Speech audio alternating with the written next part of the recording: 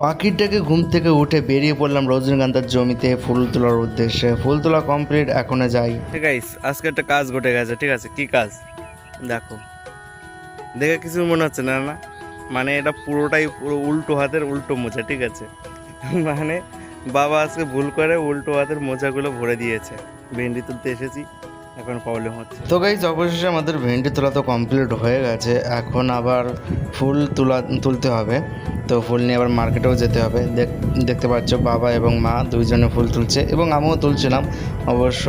তো আমার তোলা কমপ্লিট হওয়ার পরে এখানে ফুল তুলতে এসেছি, ভাবলাম একটু ভিডিও করি, সেই হিসাবে ভিডিওটা করলাম। তো অবশেষে ফুল মার্কেটে চলে এলাম এবং দুই বস্তা হয়েছিল ফুল সাজিয়ে রেখে দিয়েছি।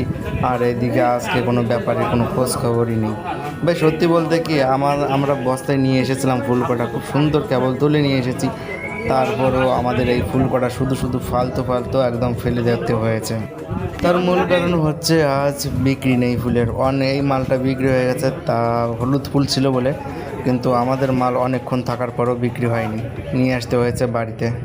বাড়ি আসার পর আমরা চলে এলাম আবারও বিলের মাঠে। দেখতে পাচ্ছ চারিদিকে কত সুন্দর ধান, এই জমি, খুব সুন্দর লাগছিল পরিবেশটাকে।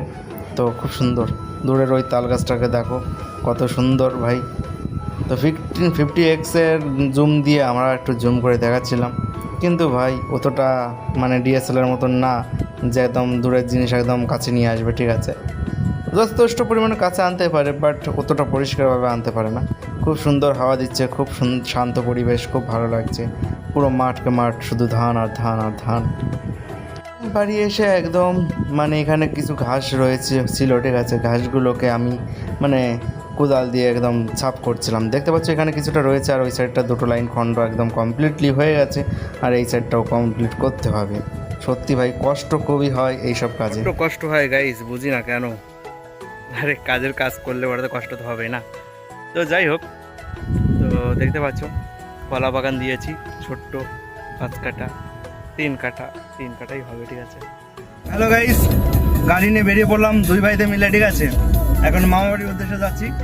তো পার্টি সেটি হবে অবশ্যই, পার্টি তো ভাই।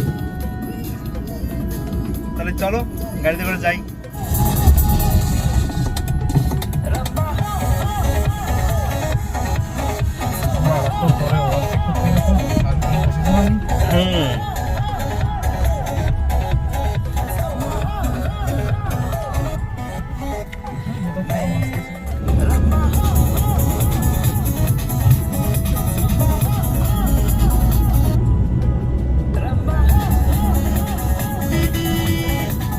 তো গাইজ, অবশেষে আমরা মামাবাড়ি চলে এলাম। দেখতে পাচ্ছ মামাবাড়ি বসে রয়েছি, এবং এই যে ভাইগুলো, যতগুলো ভাই এখানে রয়েছে কেরালা থেকে এসেছে। তো মামাবাড়ি, তো আমি আর আমার ভাই দুইজন মিলে এসেছিলাম মামাবাড়ি ঘুরতে। তো মামি ডেকেছিল, দাদু ডেকেছিল। ঠিক আছে, সেই উদ্দেশ্যে আসা। তো দেখতে পাচ্ছ মোবাইল একদম গভীর মনোযোগে রয়েছে। এই যে আরেক ভাই একদম স্নান করে একদম চলে এলো, খুব সুন্দর করে প্যান্ট পরবে এখন। তো চলো প্যান্টটা পরুক। গাইস, মামা বাড়ি ঘোরাটা হয়ে গেছে, ভিডিও একটু দেখতে পারলেন। কেমন লাগলো অবশ্যই কমেন্টে জানাবেন। ভাই আর আমি বেরিয়ে পড়েছি বাড়ির দিকে। এখন বাড়ি যেতে যেতে ঘন্টাখানেক লাগবে। কি বলিস? 1 ঘন্টা লাগবে। কত মিনিটও লাগে না ভাই, 30 মিনিটের মধ্যে চলে যাওয়া যাবে। ঠিক আছে, এই রাস্তাতে যাবে।